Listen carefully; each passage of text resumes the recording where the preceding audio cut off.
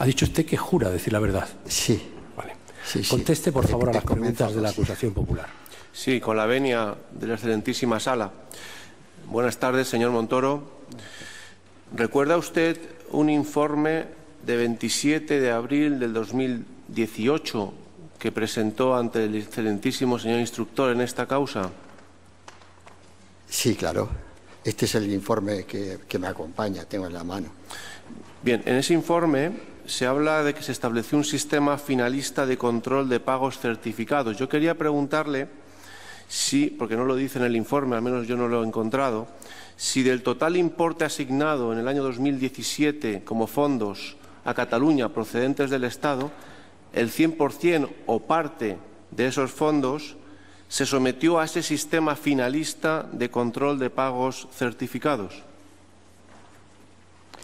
Así es, claro que se sometió, porque todos los fondos de la Generalitat de Cataluña estaban sometidos a ese control que no solamente fue finalista, sino que también lo que garantizaba era la legalidad de la utilización de esos fondos. Bien, solicito de la sala que se le pueda exhibir al señor Montoro el documento que he fijado en la ruta como número 3. Le explico, este es el certificado del secretario de Estado de Hacienda de 30 de enero del 2018 y es para aclarar una cierta contradicción que hay entre esas cantidades finalistas y las que aparecen.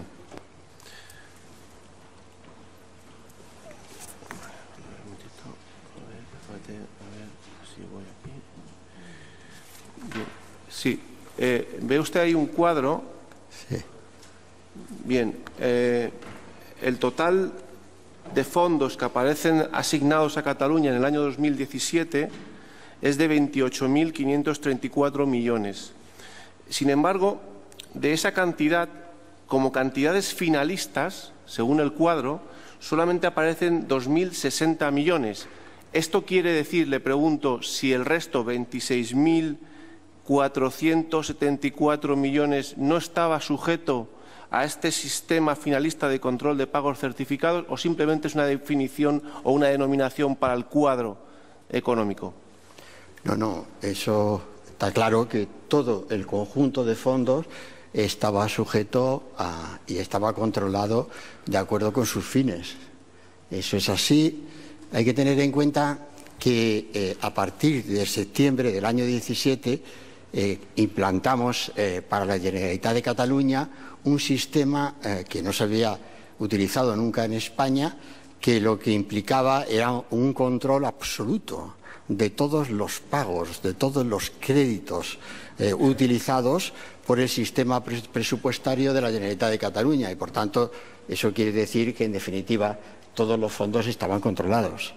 Bien, quería solicitar de la sala ahora que se le exhibiera el documento que en la ruta he fijado como número 4. Es un informe de Guardia Civil, el 034 bis de 25 de mayo de 2018, porque hace referencia a las cantidades supuestamente malversadas, para que conteste una pregunta al respecto. A ver, por favor, si lo podemos ampliar.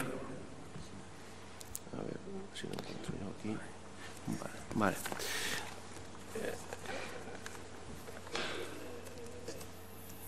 No hay ninguna contradicción en el sentido siguiente. No, si me permite un momentito, sí, le había fijado el 5.000, folio 5.699, pero si lo sube un poquito al 5.698, porque es un punto completo. No tanto.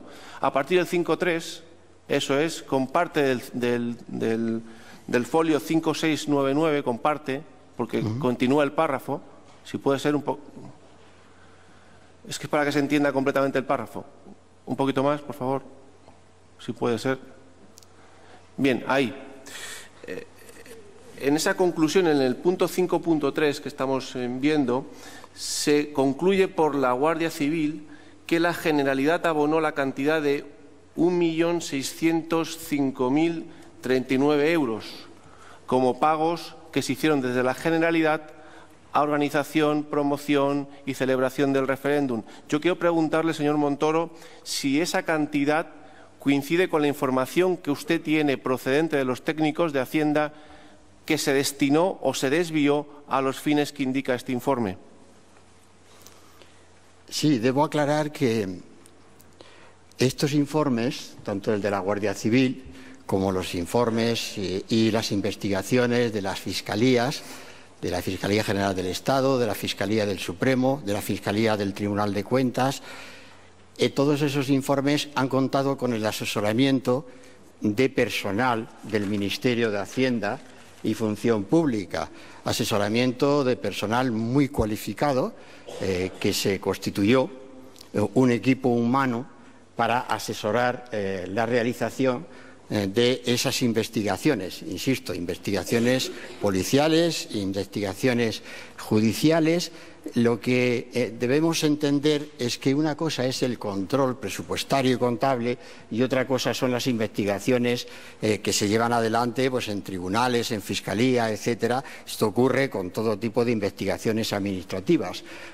Cuando se detectan algún tipo de irregularidad en esas investigaciones, se denuncia, que es lo que hace el Ministerio de Hacienda y Función Pública durante el año 17. Hay hasta 4 denuncias de la Secretaría de Estado de Hacienda y a la Fiscalía General del Estado y otras 3 denuncias a la Fiscalía del Tribunal de Cuentas. Y, por tanto, no se limita el trabajo, la labor del Ministerio a denunciar, sino que lo que hace es acompañar esas denuncias con la prestación de técnica del personal que ha estado asesorando en la elaboración de esos informes. Por tanto, es perfectamente compatible. Ocurre, para entendernos, con el fraude fiscal exactamente igual, ¿no? Ante un asunto de esta envergadura, de la magnitud, como está juzgando este tribunal, pues es evidente que la obligación del ministro era facilitar los recursos humanos y esos recursos humanos para llevar adelante esas investigaciones se facilitaron y la persona que lideró esos recursos humanos es la abogada jefe del Ministerio de Hacienda y Función Pública y por tanto es una persona del máximo nivel, de la máxima cualificación que insisto, ha asesorado la elaboración de todos esos informes.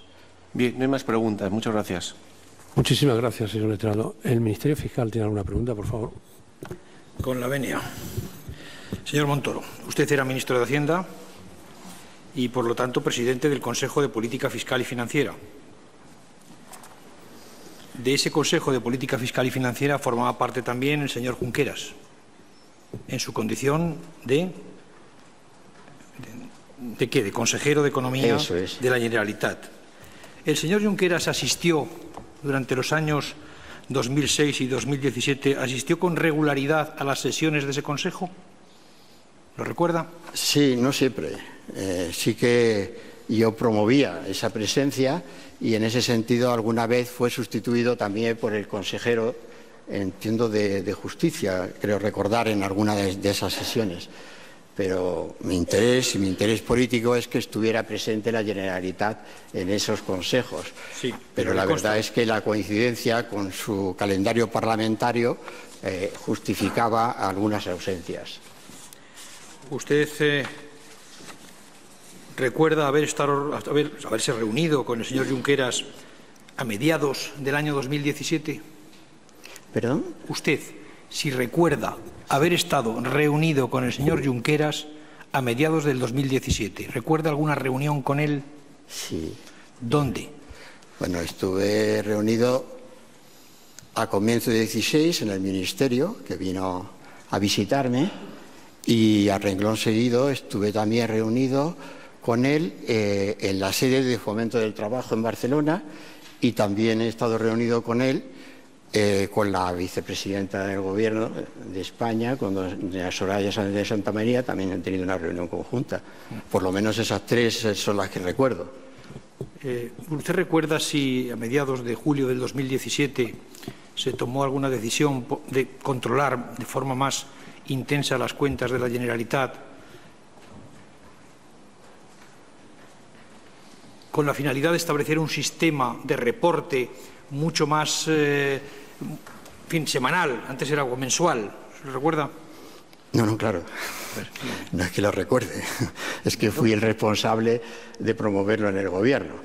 Entonces ahí lo que hicimos en el Gobierno de España fue promover 3 grados de control.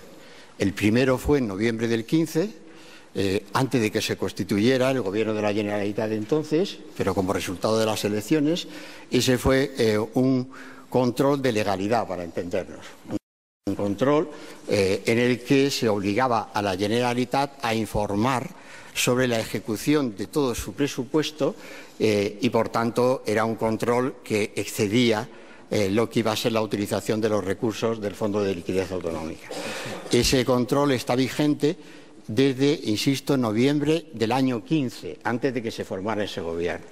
Bueno, lo que ocurre con ese control... Yo le he preguntado por el del 2017. Eso es. Lo que hacemos en el 2017, por eso decía, pero también para su mejor comprensión me remontaba al 15, lo que hacemos es precisamente convertir ese control, que era mensual, en semanal.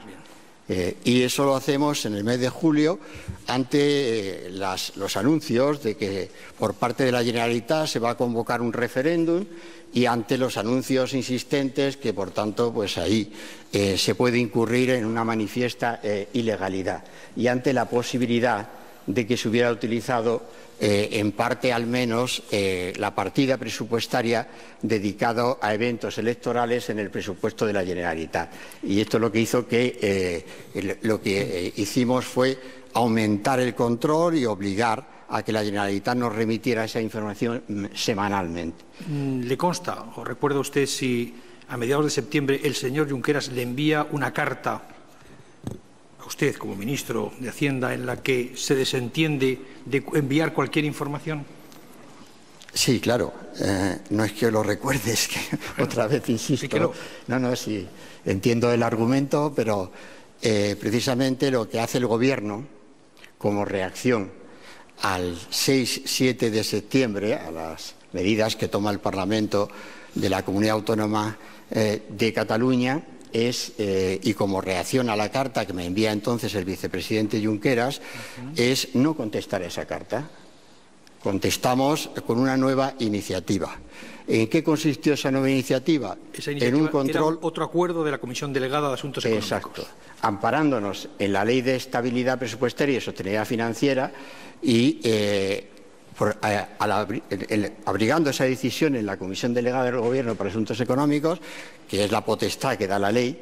Por cierto, esta intervención y el amparo lo hace este Tribunal Supremo también, porque esa decisión que establecimos, que fue establecer un control absoluto, como no se había hecho nunca en España.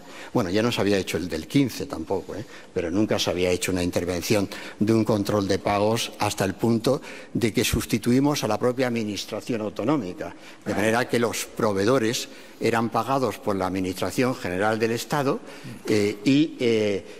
contra, por supuesto, las propuestas presupuestarias de la comunidad autónoma. Por tanto, estamos hablando de... ¿Qué justificación le dio el señor Junqueras en esa carta? Para en esa carta me dijo no enviaba más información. En esa carta me venía a decir que al amparo de las nuevas leyes aprobadas por el Parlamento Autonómico se sentía desligado de la obligación de someterse al deber de información al Gobierno de España. Por eso les decía que la reacción del Gobierno no fue responder con una carta, sino con una decisión. ¿Usted recuerda unas declaraciones que prestó al diario El Mundo o que tuvieron su eco en el diario El Mundo en el mes de abril del 2018? Sí. ¿Recuerda usted lo que decía exactamente o lo que dijo exactamente? Sí, bueno, este es el motivo también de lo que fue la instrucción. Lo que fueron las aclaraciones relativas a la instrucción que se estaba desarrollando en este Tribunal Supremo. Sí, claro que me acuerdo perfectamente. Y en esas declaraciones, por ejemplo, lo que afirmo es que yo mismo veo indicios de prevaricación. ¿En dónde los veo? En el que unos funcionarios públicos están convocando a un acto para el que abren locales públicos. Esa es la figura a la que me refiero. ¿Y eso qué significa? Pues que evidentemente se están utilizando recursos públicos en un fin que ha sido declarado ilegal judicialmente. Por tanto, para mí, a mi entender, obviamente, porque las calificaciones le corresponde al tribunal, existe motivo claro de prevaricación. Eso es lo que digo en esas declaraciones. Sí, pero hay un apartado de esas declaraciones o unas frases que fueron muy publicitadas y de las cuales se sacaron conclusiones, y es la razón por la que el instructor le pide ese informe, el magistrado instructor del Tribunal Supremo. ¿Recuerda exactamente esas frases? Sí, la frase venía a decir que, como ya estaban intervenidos, la Generalitat ya estaba intervenido con el control de pagos, que sucintamente he descrito, pues no tenía posibilidad de convocar un referéndum con un presupuesto. Es que no tenía posibilidad. Y, por tanto, yo lo que quería transmitir es a todos los españoles que no podía hacerse materialmente esa convocatoria de un referéndum, aparte de por el hecho ilegal en sí mismo, porque la autoridad convocante no tenía presupuesto. Y entonces, ¿qué clase de convocatoria es la que se hace oficialmente sin un presupuesto público? La verdad es que no sé, es una situación muy difícil de definir. Eso es lo que trasladaba. En la contestación que usted le da al magistrado instructor, dice una frase que quiero que usted nos aclare, que es un poco la clave de esta historia.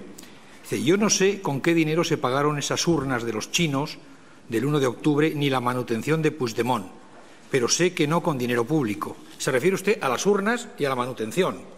Exacto. ¿Se refiere usted ahí a la publicidad institucional? No, me refiero a que en ese momento toda la Generalitat está intervenida presupuestaria y contablemente, y por tanto lo que el acto público que hacen los representantes de la Generalitat convocando con la presencia física de unas urnas que no están sufragadas con presupuesto público, pues es un acto que, en fin, es que no sé cómo calificarlo. Bien, yo le pregunto, ¿ahí usted no se refiere a la publicidad institucional? No. ¿No se refiere al material electoral? No, no me refiero a la publicidad institucional. Disculpe, señoría, señor fiscal, debo volver a... ya sé que soy muy pesado y el Tribunal Fiscal nos va a odiar, pero es que el Ministerio Fiscal no solo hace la pregunta, sino que sugiere al testigo la respuesta. Vamos a intentar, por ejemplo, cuando evocamos unas manifestaciones que se hicieron en un periódico, que sea él el que recuerde esas manifestaciones, que las aclare. Si ahí se refiere a... No, pues dice que no. Se refiere vamos a intentar, en cualquier caso, evitar que en la pregunta vaya sugerida ya la respuesta. ¿Habla usted aquí de observadores internacionales? ¿En esta manifestación? No. ¿Se refiere a las urnas? Es que además es que las actividades de Diplocat están denunciadas por el Ministerio de Hacienda. Es que están denunciadas por el Ministerio de Hacienda. Quiero decirles, la denuncia que hace la Secretaría de Estado de Hacienda se refiere a ella. Es decir, ustedes, si dice aquí que ha enviado varias denuncias a la Fiscalía General del Estado, imagino que será para depurar responsabilidades penales. Exacto. Y ha enviado denuncias a la Fiscalía de Cuentas, imagino que será para depurar responsabilidades contables. En uno y en otro caso, supongo que es porque ustedes observarían datos de que se había gestionado correctamente. Señor Zaragoza, que lo explique él. Lo del envío al Tribunal de Cuentas y lo del envío a la Fiscalía General del Estado es cierto que lo ha dicho él. Pero será mejor que él explique por qué las envió. ¿Por qué las envió? Antes ha dicho, me parece haber escuchado una motivación o una razón, pero si tiene que repetirla, repítala. Como se hace en cualquier investigación administrativa, cuando hay indicios de responsabilidades superiores y se denuncia ante las autoridades judiciales. Y digo, esto es detectaron indicios de posibles irregularidades. Exacto. Enviaron a la Fiscalía General y a la Fiscalía del Tribunal de Cuentas. ¿En relación con qué aspectos concretos, si lo recuerda? Bueno, están en el escrito al magistrado. Sí, pero explíquelo usted, está declarando, no lo vamos a leer el texto entero, sino explique usted por qué razón. Mire, señor Montoro, la ley no permite que usted lea una respuesta, sí le permite auxiliarse de datos numéricos que puedan, de alguna manera, enriquecer su respuesta. Con lo cual, el escenario ideal en la respuesta que le está pidiendo el Ministerio Fiscal es que usted dé una explicación sobre los términos de ese informe y, si necesita puntualmente hacer alguna referencia cuantitativa, pues que la haga. Sí, adelante. Pero quiero decirles que son denuncias sobre actuaciones concretas, sobre hechos concretos y que, obviamente, y yo no tengo en la cabeza, o sea, en el sentido, Es decir, pero son denuncias relativas a actividades, como les decía, de Diplocat, son denuncias en relación con publicidad institucional, son denuncias relativas a lo que son los resultados de los costes del 1 de octubre, son denuncias de este tipo. O sea, relacionadas con la posible utilización de fondos públicos para esto. Claro, es que ese es el sentido de la denuncia en sí mismo. Por eso estamos denunciando desde el Ministerio y estamos poniendo a disposición de los investigadores los recursos humanos del Ministerio para completar el contenido de esa investigación. ¿Quiere decir eso que, al margen del control total que ustedes tenían a partir del 15 de septiembre, esto excluye la posibilidad de que haya actuaciones irregulares para la financiación del referéndum?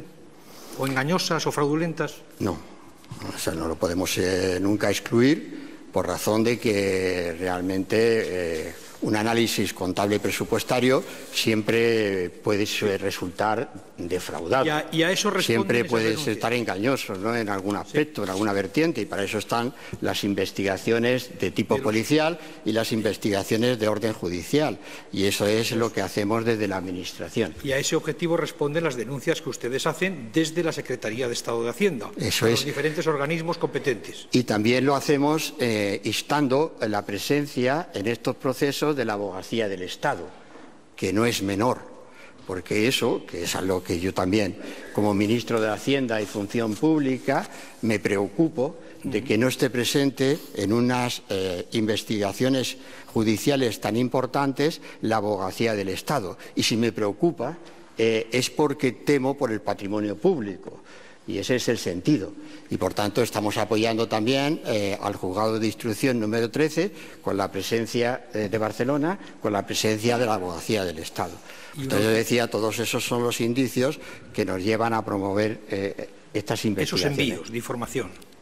Eso es. Eso es. Y una última pregunta. Usted creo que lo ha comentado, pero me gustaría que lo explicara quizá con un poco más de detalle. La Guardia Civil, unidad encargada de la investigación, o el cuerpo encargado de la investigación, ha contado con la ayuda y la asistencia de un cuerpo de técnicos del Ministerio de Hacienda a la hora de elaborar esos informes. Exacto. Pues no hay más preguntas. Sí, sí. Muchas gracias, señor fiscal. Cumpliendo además, perdón, presidente, nuestra completa obligación. Estamos para eso, estamos también para asesorar técnicamente, porque a veces los procedimientos contables presupuestarios, lo que es el Fondo de Liquidez Autonómica, todo esto es complejo, no es fácil de entender y, por tanto, nuestra obligación es precisamente estar presente en esas investigaciones. ¿La Abogacía del Estado tiene alguna pregunta? Muchísimas gracias. Vamos a abrir un pequeño paréntesis y en 15 minutos volvemos. Le pido disculpas por la interrupción, pero es obligado.